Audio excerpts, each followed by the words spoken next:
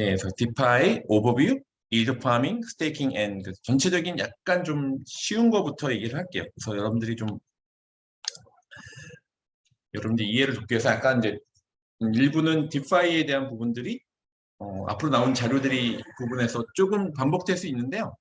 사실은 이게 처음에 디파이가 생각보다 좀 어려워서 여러분들이 좀 그거를 관점에서 좀 반복될 수 있긴 한데 제가 봤을 때는 좀 관심을 두고 디파이 오버뷰, 일드 파밍, 그러니까 그러니까 파밍이 농사잖아요. 이제 이자를 농사짓는 스테이킹 대한 부분 말씀을 드리겠습니다. 소리 잘 들리시고 화면 잘 보이시죠? 예, 뭐 디파이에 대한 관심을 가지게 된 이유예요. 저 이제 센터에서 마찬가지였는데 탈중화 금융물이 등장해서 디파이가 다시 한번 동료가 얻게 되고요. 현재는 그것도 약간 지금이 좀 더 올라가긴 했는데요. 디파이의 이제 토탈 밸류 락인이라고 하는 TBL이라고 하고요. 토탈 밸류 락이 된 토탈 자산 총량이 얼마냐? 그랬을 때 60조 원 더 많이 늘어났습니다. 이 만들 때보다. 현재까지 나온 블록체인 서비스는 거의 유일하게 부가치를 창출하게 된 것이 바로 디파이와 NFT 부분이 있습니다. 그런 부분에서 여러분들이 좀 관심을 갖고 보시면 될 것 같고요. 그래서 여러분들이 약간 좀 그 처음에 익숙하지 않았던 부분이 있을 건데 제가 차근차근 설명을 좀 드릴게요. 현재까지 나온 블록체인 서비스는 유일하게 부가가치를 창출한 게 NFT는 저희가 계속 얘기를 많이 나눴었죠. 디파이 부분도 있습니다. 그래서 아까 말씀드린 토탈 밸류 락이라고 하는 이 용어가 굉장히 많이 나왔고 얼마나 전체 가치죠? 얼마나 묶인 락되어 있는 게 얼마니라고 했을 때 이제 지금 이게 굉장히 사실은 이제 좀 더 데이터가 좀 지날 수 있는데 그때 굉장히 많이 상승하고 있다까지만 보시면 60.16 빌리언이고 뭐 전체적인 상승률이 높다 하는 부분. 블록체인은 제가 몇 번 말씀드렸죠. 블록체인을 데이터 관점으로 보시는 게 중요한데요. 기술적 관점에서 본다면 블록체인이 데이터베이스인데 약간 신뢰감이 있는 데이터 저장소라고 보시면 좋아요. 그런 관점에서 블록체인을 너무 토큰이나 비트코인 자산 관점도 있지만 분명히 약간 데이터 신뢰성 있는 데이터라고 보시는 것만 중요하다 해서 블록체인을 금융 개념 없이 데이터베이스로만 쓰고자 하는 것은 또 장기적으로 존재할 수 없는데 블록체인을 두 가지 관점이 있어요. 하나는 데이터 관점으로도 저는 기술 관점이 그런데요. 이제 단지 데이터베이스 관점 보면 안 될 것 같아요. 또 중요한 부분은 자산이라든지 토큰화이즈하는 부분들. 그래서 이제 이게 먼저 쓰이게 된 것이 디파이다라고 보여집니다. 그래서 탈중화 분야 이제 이것도 몇 번 나올 텐데요. 랜딩 그리고 AM 오토메이트 마켓 메이킹이라는 약자예요. 그리고 펀드 하는 부분이 있고요. 데리트레이드 그래서 그런 부분에서 여러분들이 이제 관점들이 있습니다. 그래서 그 관점에서 여러분들이 보시면 좋을 것 같고요. 그래서 펀드 레이징이죠. 그리고 데리비티드, 인슈런스, 프리딕션 마켓 여러 가지 있습니다. 그런 관점에서 그래서 여러분들이 그런 관점을 갖고 보시면 좋을 것 같아요. 그래서 여러분들이 약간 관심을 특히 이제 랜딩하고 AM 이 부분은 특히 이제 디파이 할 때 매번 나오는 부분이에요. 그러니까 여기서 용어를 그러니까 특히 AM 부분, 오토메이트, 마켓 메이킹 들어보셨죠? 약간 이게 안 좋은 말은 흔히 말하는 뭐 시장 조작, 그러니까 시장이나 주가 조작처럼 느낄 수 있는 그런 부분이 있어요. 이제 그게 약간 프로그램으로 처리하는 게 있습니다. 그런 개념을 갖고 있는 게 좋고요. 펀딩이나 데이트 이런 많이 들어보셨던 내용 같고요. 그래서 첫 번째는 과도보 대출, 오버 콜렉트로 론이라고 해서 가치가 높은 자산을 담보로 자산 가치보다 낮은 금액의 암호화폐를 대출하는 서비스. 그러니까 가치가 높은 비트코인 같은 이더리움이죠. 높은 자산을 담보로 해서 가산 가치보다 낮은 금액의 암호화폐를 대출해주는 서비스예요. 그래서 컴파운드라든지 메코다 이런 부분들이 과담보 대출. 그러니까 일단은 쉽게 말씀드리면 비트코인, 이더리움이 이미 시장 가치가 있잖아요. 그런 걸 받고 그래서 뭐 컴파운드 이런 토큰이라든지 메코다우로 해서 대출해주는 서비스가 대표적인 컴파운드와 메코다우 여기 속해져 있습니다. 그래서 과담보 대출 말씀을 드리면 빌리고자 하는 돈보다 항상 담보로 맡기는 자산 가치가 커야 된다고 하는 겁니다. 기본 원칙이. 이를 과담보 대출이라고 하며 자산 가치가 커야 하는 비중을 과담보 대출 비율이라고 하는데 보통 150%로 설정하게 돼요. 그래서 뭐 100 이더리움이 뭐 일면 100만 원이라고 했을 때 담보로 100 이더를 맡겨요. 그러면 대출로 500 USDC 플러스 이자를 받는 10%에 있는 부분들에서 담보를 맡고 대출 맡기는, 그래서 이런 부분에서 100 이더가 봤을 땐 이런 좀 자산 가치가 커야 하는 것들, 우선 이걸 뭐 150% 설정하게 됩니다. 그래서 청산을 하게 됐을 땐 일종의 550 USDC를 내고 거기서 담보물로 이제 받아가는, 이건 대출을 했을 경우에고 대출을 갚는 경우죠. 더 사실은 500 USDC를 대출을 받았는데 청산할 때 550 USDC를 해야만이 담보물을 가져갈 수 있다라고 하는, 이런 게 대출했을 때하고 대출을 갚는 거. 이럴 때 중간에서 그 차익 때문에 또 이제 수익을 받는 거죠. 일단 과담보 대출에서 하는 부분들이 한 150%를 설정한다라고 하는 걸 이해하시면 될 것 같고요. 계속 과담보 대출 시나리오 1입니다. 사람들은 과담보 대출을 왜 하는가? 그래서 자, 102달러를 맡겨요.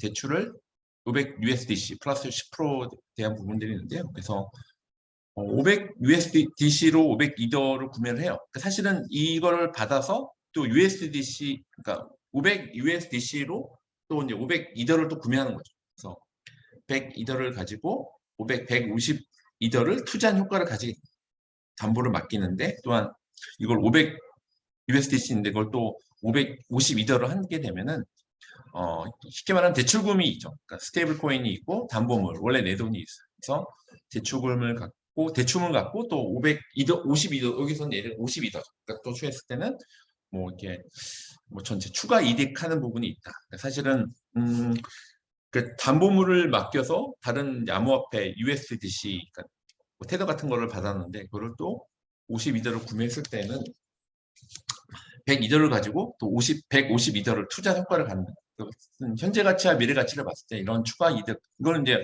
올랐다고 하는 가정이 좀 있는 거죠. 어쨌든 이렇게 사람들이, 이건 이제 상승장에서 주로 많이 이렇게 과감을 대출을 하게 됩니다.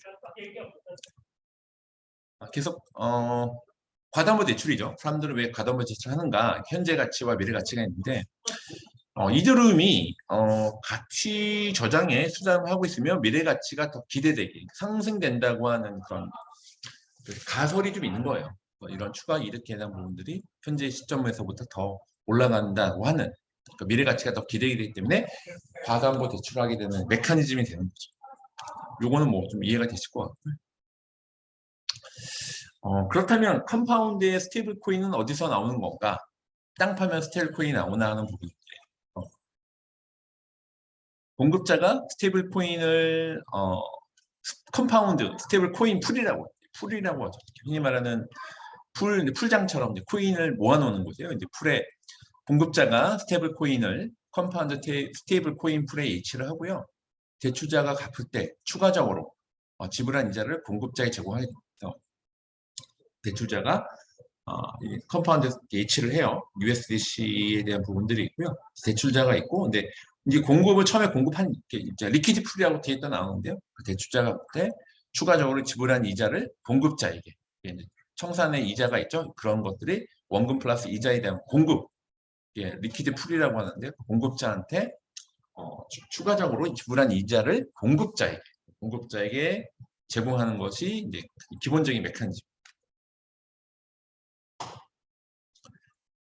현재 컴파운드라고 해서 여러분들도 이제 메이커다운은 좀 들어봤어요. 컴파운드 잘 안 들어보셨을 것 같긴 한데요. 그러니까 USDC를 제공하면 연이율 10%를 제공하기 위해서 은행 이자보다 확실히 높은 이자를 제공해요. 약간 질문이 약간 이율이 달라지긴 했는데 여기 컴파운드 보시죠. 그래서 부분들에 대해서 연이율 10%니까 사실은 작은 건 아니죠. 은행 이자보다 확실히 높은 이자를 제공해주는 이런 역할을 되고, 그래서 이런 부분들에서 이제 컴파운드가 여기서 이렇게 보통 연이율 10%를 제공하게 돼서 은행보다는 더 많이, 우리나라는 그래서 사실 카카오 자회사 뭐 클레이 스왑이라고 하는 이제 디파이, 우리나라 여러분들이 혹시 사실은 뭐 컴파운드나 유니스왑 이제 뒤에 또 나올 때 탈중앙 거래소가 익숙치 않으면 한번 클레이 스왑이라고 한번 검색을 해보시면 카카오 안에서 그 서비스가 있거든요. 그것도 한번 눈여겨 보시면 우리나라에서 먼저 좀 해볼 수 있는 서비스입니다. 계속 과정부 대출 1급 파밍이 계속 나올 거예요. 예. 디파이 서비스 내에서 몇 가지 문제를 해결하기 위해 주는 보상을 채굴하는 것을 말해요. 이자 농사라고 하는데요. 과담보 대출 앞에서 얘기했던 서비스 문제점입니다. 이게 지속성적인 그러니까 상승장에서, 그러니까 지속적인 상승장에서는 풀에 있는 스테이블 코인을 빼서 자산을 사려고 할 것이죠. 그래서 서비스 초기에 풀에 모인 자금도 부족하고 대출해가는 사람도 적으니 이자가 적다라는, 그러니까 처음에 문제점 자체는 지속적인 상승장에선 풀에 있는 스테이블 코인을 빼서 자산을 사려고 할 것이죠. 왜냐하면 계속 상승에 대한 그 기대가 있기 때문에. 그래서 서비스 초기에 풀에 모인 자금도 부족하고 대출해가는 사람도 적으니 이자가 적다고 하는 이제 과담보 대출 서비스 문제점이 있어요. 그래서 두 번째 예치이자입니다. 컴파운드는 스테이블 코인을 예치하면 이자에다가 자체 토큰 컴파운드를 줘요. 그래서 제가 몇 번 방송에도 얘기했는데 마치 대출을 했는데 은행 주식을 준다, 뭐 그런 개념과 비슷해요. 그래서 대출 보상이에요. 대출 활성화를 위해서 대출에 가면 자체 토큰을 주는 거예요. 마치 은행에 대출을 했는데 은행 주식을 주는 거와 마찬가지로 이런 가버넌스 토큰이라고 하는데요. 이런 토큰을 주는, 그래서 예치 이자, 컴파운드 스테이블 코인을 예치하면 그래서 이자와 자체 토큰, 컴파운드를 주게 되고요. 대출 보상, 대출 활성화를 위해서 대출을 가면 또 자체 토큰을 줍니다. 이런 게 약간 일반적인 금융하고는 다른 메커니즘으로 되어 있습니다. 특이한 좀 특이한 요청으로 되어 있죠. 그래서 그런 관점에서 여러분들이 보시면 과담보 대출에 대한 부분에서 예치 이자라고 하는 것이고요. 대출 보상입니다. 그래서 테라에서 만든 앵커 프로토콜의 경우에는 100만 원 스테이블 코인을 해서 대출해 가면 1년 뒤에 100만 원의 이제 변동성이 푼 것을 줘요. 그래서 이제 바로 리미트가 있는데요. 그래서 이렇게 테라에서 만든 앵커 프로토콜의 경우에는 대출에 대한 보상이에요. 100만 원 대출을 해가면 100만 원을 준다. 그러니까 좀 말이 지금 안 돼 있을 수 있죠. 그러니까 어쨌든 이런 넷 API라고 API 얘기가 나올 텐데요. 이게 현재 연 이자로 따졌을 때 API 뒤에 또 나옵니다. 그래서 일종의 이제 단리가 하고 APY는 복리가 있는데 단위에서 한 이렇게 뭐 100만 원을 대출해 가면 1년 뒤에 이렇게 좀 수식에 의해서 100만 원에 대한 줄 수 있는. 그러니까 사실은 해서 일반 금융에서는 잘 안 되는, 이해가 안 되는 메커니즘이 있어요. 어쨌든 대출에 대한 보상이 있다라고 하는 거예요. 그래서 그 코인들은 지금 약간 시점이 다르긴 합니다만 이렇게 만들 때는 좀 시점이 다른데요. 어쨌든 이렇게 앵커 프로토콜이나 약간 떨어져 있는 것도 있고 그 당시에는 올라가 있는 거. 사실은 유니스왑은 굉장히 상승폭이 있었는데요. 이렇게 탈중앙 거래소인 수시 수업 같은 게 좀 많이 떨어져 있는 경우도 있었어요. 상승 있었고 컴파운드 컴프 같은 경우에는 이 시점에서 떨어져 있는 경우도 있었고요. 수시 수업은 굉장히 많이 올랐다가 굉장히 이렇게 보시면 약간 변동폭이 커요. 이 디파이에 대한 부분에서 여러분들이 잘 보고 저는 뭐 투자 쪽 하는 사람은 아니니까 여러분들 투자를 많이 한다고 했을 때 좀 약간 면밀히 좀 보셔야 됩니다. 과담보 대출에서는 정통 금융의 자산이 블록체인에 올라온다면 주식을 담보로 대출이 가능하고요. 부동산을 담보로 대출이 가능하고 NFT를 담보로 대출이 가능합니다. 그래서 정통 금융의 자산이 이제 블록체인 쪽으로 이제 많이 몇 번 복합 금융 말씀드렸잖아요. 이제 기존 금융과 탈중앙화된 금융들이 올라갈 수 있다라고 하는 것들에 대해서는 여러분들이 좀 잘 보고 하면 될 것 같아요. 그래서 여러분들이 그렇게 좀 잘 보시고 이렇게 기존 금융권도 관심들이 많아요. 근데 그런 블록체인 올라갔을 때 약간 예를 들면 주식을 담보로 대출, 이건 일반적이잖아요. 주식 담보, 부동 담보, NFT 담보 대출 가능하다라고 하고. 놀라운 사실 이 모든 과정은 100% 스마트 컨트랙, 예, 마치 자판기 같은 코드에 의해서 움직여요. 그래서 100% 스마트 컨트랙에 의해서 작동이 돼서, 근데 만약 전통 은행이었다면 컴파운드 의미를 할게요. 사실 예금 대출 마진을 블록체인으로 구현하고 중간 관리자를 없애고 수수료를 공급자에게 준 상황일 뿐이다. 그렇죠? 대출자가 있고 공급자가 있어요. 청산은 이제 기존에 있던 금융회사가 예대 마진으로 이제 여러분 뉴스 보셨겠지만 올해 그 코로나 시대에도 굉장히 은행은 마진율이 높았어요. 그래서 이렇게 원금 적을 이렇게 해서 청산대 이자가 3.6%고 이제 저금리 그래서 공급자한테 주면서 중간에 예대 마진을 블록체인에 구현을 한 거고요. 중간 관리 이자를 이제 기존에 은행은 지점도 많고 시스템이 많잖아요. 그런 거를 블록체인으로 해서 수수료를 그 공급자에게 좀 상한을 냅니다. 이런 보이는 은행기 이제 이런 것들이 원래 대출자한테는 이자 높잖아요. 근데 원금한테는 공급자한테는 저금리로 주고 예대 마진에 대한 예금 대출 마진의 그 갭만큼 은행이 돈을 벌었던 건데 그걸 이제 탈중앙 금융에서 이제 처리한 이렇게 스마트 컨트랙으로 동작을 만든 거죠. 이게 정통 은행이었다면 이렇게 됐다는 것이고요. 그래서 여기 나오죠. 내려가는 예금금리, 올라가는 대출금리. 그래서 이런 것들에서 이렇게 정기 예금에 대한 이건 이제 공급자죠. 일종의 이제 우리가 예금을 많이 했을 때 담보대출금리나 신용대출금리 굉장히 높아지는. 또 이제 금리가 또 올라가죠. 그래서 사실은 은행이 이걸로 사실은 돈을 벌었던 거였어요. 그래서 은행들이 이렇게 돈을 벌기가 쉽다라고 하는 거였는데 반면 컴파운드는 100% 스마트 컨트랙트 스마트 컨트랙트 배우셨죠? 이더리움에서 솔리디티를 구현하면서 즉 주문 기간이 없으면서 약속된 계약에 의해서만 동작하므로 컴파운드 서비스가 아니라 컴파운드 프로토콜이라고 저희가 몇 번 제가 프로토콜 경제 말씀드렸잖아요. 근데 거기서 나온 이유가 이런 이유입니다. 그래서 여러분들이 컴파운드 프로토콜 부르는 이유가 이런 이유. 그리고 이제 중요한 앞으로 이제 여러분 디파이 할 때 계속 나오는 용어인데요. 오토매틱 마켓 메이커라고 AM이라고 하는데 이게 탈중앙화 거래소이며 호가 시스템이 없어요. 중앙화된 여러분 이제 주식 거래하면 호가가 있잖아요. 호가 시스템이 없이 코인의 가격을 자동으로 결정하는 메커니즘 사용해요.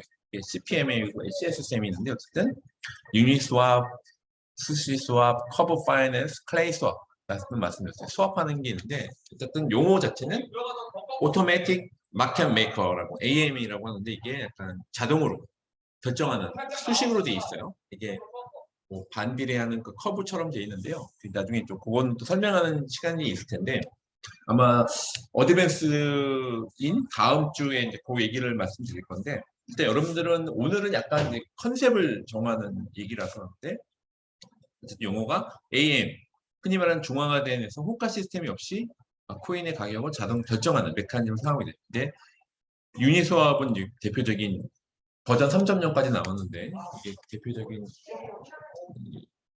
탈중앙 거래소고요. 스시스왑, 커브 파이낸스, 클레이스왑. 우리나라는 이제 클레이스왑 한번 여러분들이 한번 이걸 직접 한번 경험해 보시면 좋아서 클레이스왑 한번 여러분들이 한번 꼭 한번 들어가 보시기 바랍니다. 자, AM이에요. 유동성 공급자들은 유동성을 제공해요. 리퀴드 풀이라고 하는데요. 유동성 공급자는 유동성을 제공하고 제공된 유동성 풀에서 사용자들이 거래를 자유롭게 하는 거예요. 그러니까 리퀴드 풀에서 풀을 있는데 유동성을 제공하고 제공된 유동성 풀에서 사용자들이 거래를 자유롭게 합니다. 그래서 이때 가격은 AMM, Automatic Market Maker라고 하는 통해서 결정이 된다. 이때 이제 슬리피지, 비영구적 손실이라는 금융 경향이 발생하지만 이건 나중에 또 제가 설명을 또 드리도록 할게요. 그래서 어쨌든 여기서 이제 거래 수수료, 그러니까 유니스왑에 대한 부분을 얘기하는데요. 이제 처음에 뭐 이더리움 갖고 해서 뭐 처음에 테더로 받는 거래하고 받는 거래 수수료가 발생하고요. 그래서 리퀴디 유동수 풀이 있습니다. 이제 사용자 A가 사용자 B가 있는데 사용자는 이제 452더하고 100 USDC로 놓고 뭐 지분 90%에서 하는 리퀴드 풀로 있고요. 이제 공급자를 봅니다. 이제 사용자 B는 52더하고 11 USDC를 넣었어요. 지분 10%를 해서 리퀴드 풀을 갖고 있어서 이런 유동성 풀을 그러니까 좀 450 여기 이제 502더가 있고 111 USDC가 있는 거예요. 이렇게 이제 유동성 풀에 있고 이제 거래는 이쪽에서 거래를 하고 받는 그래서 거래 수수료도 있고 유동성 풀이 있다. 예, 나중에 비영구적 손실이라는 개념은 나중에 또 설명을 드리도록 하겠습니다. 이렇게 AM에서는 이쪽에서 거래를 하는 사람이 있고 이제 사용자, 그러니까 리퀴드 풀 제공한 공급자, 풀 대급자에서 리퀴드 풀로에서 지분이 있고 이 안에서 유동성 풀을 갖고 이 거래에 대한 수수료를 받아가는 이제 그런 이제 메커니즘으로 되어 있습니다. 여러분들이 이런 것들을 갖고 진행하시면 됩니다. 그래서 이렇게 그런 관련돼서 진행을 하시면 됩니다. 대출과 거래 연계예요. 그래서 전체 이제 대출과 거래 연계인데요. 그렇죠. 이제 이 사용자가 담보를 해요.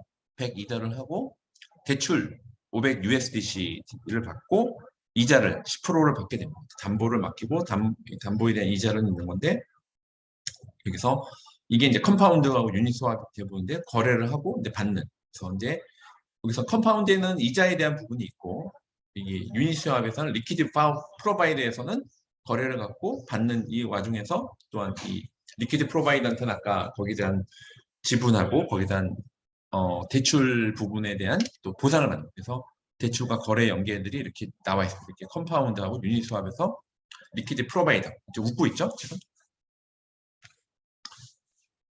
자, 유니스왑 서비스의 이율입니다. 이게, 전체 흐름들에서 여러분들이 이제 이런 이율에 대한 비율에 대한 부분이 그래서 보셨을 때 유니스왑 서비스의 이름입니다. 유니스왑의 USDC와 이더리움 두 가지가 페어링 되죠. 이더리움과 USDC 풀의 유동성 공급자. 아까 USDC와 이더리움에 대해서 공급자로 맡기면 연 83%의 이자가 있습니다. 그래서 전체 프레이하고 이더리움이 있고 랩트된 BTC하고 이더리움이 이렇게 페어링 되어 있죠. 이렇게 유동성 풀이 되어 있어요. USDC와 이더리움에 대한 부분들에 대해서는 전체 83%의 이자가 나오죠. 이더리움과 USDC 이런 부분에서 이렇게 다 페어링 되어 있는 부분에서 이렇게 유동성 공급자로 참여를 하게 되면 연 몇 프로 이자에 대한 유동성 공급에 대한 이자를 받게 됩니다. 그러니까 이게 어쨌든 호가가 아니라 이런 리퀴드 풀에 대한 오토매틱 마켓 메이커라고 하는 유니스왑 서비스의 이율들이 이렇게 나와 있습니다. 그래서 유니스왑에서 USDC와 이더리움 풀에서는 83.94%의 이자에 대한 예시가 나와 있습니다. 근데 아니 여러분 생각하죠? 아니 무슨 연 이자가 83%나 되나 이렇게 나와 있죠. 그동안 이제 중간 매개체인 증권거래소가 많이 해주셨다. 약간 좀 이거는 좀 저희가 학교에서 발표하는 거랑 약간 좀 과격한 용도가 나와 있는데요. 거래하죠. 현금과 주식을 맡겨요. 거래해서 받은 현금과 주식 하는데 코스닥, 코넥스를 운영하는 한국거래소는 사기업이라고 약간 과도한 표현인데 증권사가 약 86%의 지분을 들고 있죠. 그래서 이렇게 근데 사실 이 거래소가 일종의 사용자, 투자자들이 있는데 이렇게 KLX 자체가 이런 마치 풀 개념처럼 사실은 이런 거래를 하고 받는데 거기서 이제 거래소가 사실은 이렇게 지분을 들고 있기 때문에 사실 거기서 또 이자를 받아가 사실은 이렇게 중간적인 중앙화된 금융 메커니즘에서 이렇게 이런 보이자를 받게 되는 메커니즘이 되어 있습니다. 그래서 유니스왑 프로토콜은 중간 관리자인 증권거래소를 제거하고 동작할 수 있는 경제 체계를 만들었다고 볼 수 있습니다. 이게 유니스왑이 있죠. 거래를 하고 받아요. 거래 수수료가 0.3% 정도 이제 합리적이죠. 근데 유동성 풀에서는 사용자에서는 아까 있었던 그림인데 452더와 100 USDC를 넣으면 지분을 받아가는 리퀴드 풀로 하고요. 사용자 B는 이런 게 사용자 ABC들 굉장히 많은 풀이 있겠죠. 유동성 풀에서 이런 지분을 가져가면서 또 이렇게 회피한 케이스로 그러니까 중간관리자인 증권거래소로 제공하고 이렇게 하고 있습니다.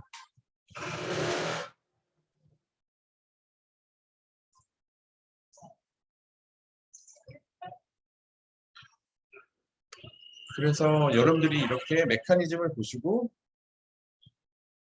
약간 이해를 하시면 좋을 것 같아요. 이런 부분들에서 여러분들이 이렇게 유니스왑이 이렇게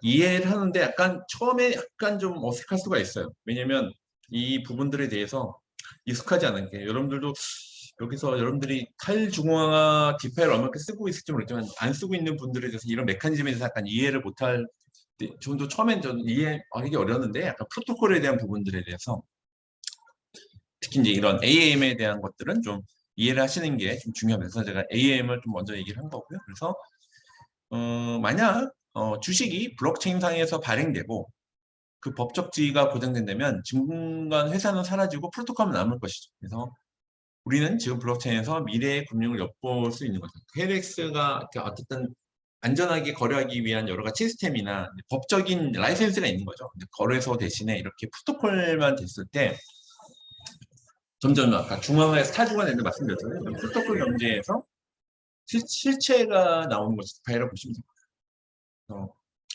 유니스왑 서비스로 가서 내가 가지고 있는 자산과 교환하고자 하는 자산을 선택하면 유동성 풀에 아까 교환 비율이 있었죠. 교환 비율만큼 자동으로 가격을 결정해서 바꿔준다. 이 과정에서 0.3% 이자를 지불해야 하며 그 이자는 유동성 공급자에 가게 됩니다. 그래서 그러니까 스왑이 있죠. 프롬 그래서 이더리움에서 USDC로 된 이렇게 전체 스왑하는 부분들에 대해서는 이렇게 0.3% 이렇게 내가 이자를 맡기고 USDC를 받아가 스왑을 하게 되는데 그 유동성 풀의 교환 비율만큼 자동으로 가격 결정해서 바꿔. 아까 리퀴드 풀에서 AMA라고는 교환 비율이 그 교환 비율에서 근데 이 과정에서 0.3% 합리적인 이자죠. 그래서 유동성 공급자에 가게 돼요. 그래서 이런 유니스왑을 말씀드렸는데 덱스는 탈중앙화 거래소예요. 덱스 디센트럴 익스체인지 약관인데요. 초기 유동성 공급자들이 매우 중요하게 됩니다. 그래서 유동성 공급자들은 덱스 플랫폼의 성장에 기여했음에도 그에 따른 합당한 보상을 받지 못했죠. 그래서 상승장의 경우에는 뭔가 심리적 손해를 보게 되죠. 유동성 공급자에게 추가 보상인 코인을 주자. 가버넌스 토큰이라고 하는데 이렇게 주게 돼가지고 보상을 주게 돼서 전체 스시 수합이 또 등장이 돼서 스시 수합도 한번 들어보셨을 것 같은데요. 레리 셰르막이 아이디어를 구현합니다. 그래서 덱스 토큰 수시를 발행해서 분배해서 거래 수수료 비율을 조정해요. 0.25% 리퀴드 풀 해주고 0.05%는 스시 스테이크업 스시로 가버넌스 투표를 가능합니다. 그래서 그런 분들에서 어떤 풀에 더 많은 스시를 줄 것인가 라고 이제 스시 수합이라고 하는데 100만 원 하루에 1,300원 정도 스시를 주게 되고요. 1년 이자는 4,000원. 이것을 이자에서 1년 하루에 1,300원 정도 스시를 주는 거니까 이거를 1년 따지면 47만. 그래서 이거를 일드 파밍, 농사를 짓는 것처럼 이자를 대한 농사를 짓게 되는 거예요. 거기에 대한 가버넌스 투표 기능도 있고요. 그래서 스테이커한테 이렇게 가져가는 그래서 내가 유동성 공급자이기도 하고 거기서 거래수 비율을 조정해서 하루에 1,300원 정도 스시를 주는데 이거를 1년을 쌓아놓으면 그래서 농사를 짓듯이 이자 농사 그래서 이거를 일드 파밍이라고 부릅니다. 약간 이런 거는 오늘은 좀 개념에 대한 부분을 좀 말씀드리려고 해요. 클레이튼의 클레이 수합은 이 아이디어를 그대로 구현한 거예요. 그래서 클레이와 KSP에 대한 예상 수익률이 이렇게 복리할 때는 뭐 540분 이렇게 클레이 수합 한번 여러분들이 꼭 한번 이거는 뭐 우리나라에서 현재 서비스를 하고 있는 거니까 또 카카오 자회사가 하는 클레이튼에서 하는 거니까 약간 시스템적인 부분들 약간 안정감에 대한 부분들이 있어요. 클레이 수합은 이 아이디어를 그대로 이제 구현한 것이라고 보시면 돼요. 그래서 클레이 수합의 스테이킹 시스템은 클레이 수합을 4개월, 8개월, 12개월 스테이킹하면서 투표권인 그러니까 KSP라는 토큰오믹스를 넣는데요. VKSP를 가장 많은 KSP 보상을 받을 풀에 투표하게 되고요. 내가 투표한 툴에서 발생한 거래 수수료의 이제 절반을 받게 됩니다. 이렇게 아까 스시 수합에 있었던 메커니즘을 그대로 여기서도 얘기하게 됩니다. 그래서 일드 파밍을 다시 한번 도식한 건데요. 유동성 채굴, 리퀴드 마이닝이라고도 하며 내 자산인 유동성을 제공하고 이자를 지속적으로 받으면서 유동성을 불리는 전략에서 제공하게 돼서 유동성 풀이내죠. 거래에 대한 보상을 받아서 거래 수수료도 0.3% 가져가게 되고요.